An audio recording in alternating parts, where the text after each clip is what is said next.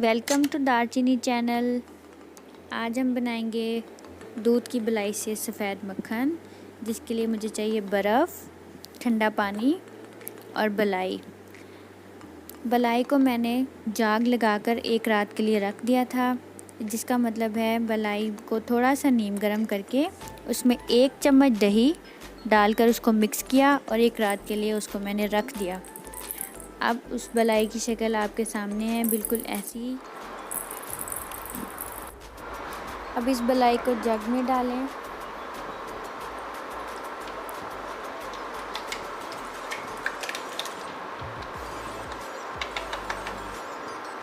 अच्छी तरह से साफ़ कर लें।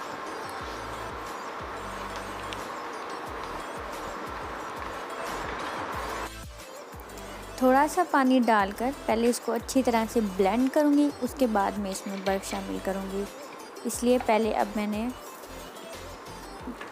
थोड़ा सा ठंडा पानी डाल दिया है। अब मैं इसको ब्लेंड करने लगी हूँ।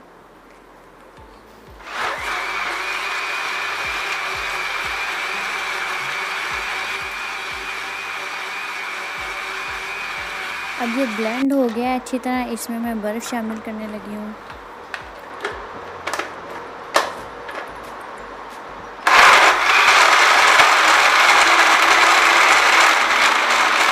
बर्फ़ को ब्लेंड करने के बाद ये देखें दही यानी बलाई की शक्ल थोड़ी सी ऐसी बन गई है। ये देखिए गाढ़ी हो गई है ये तकरीबन।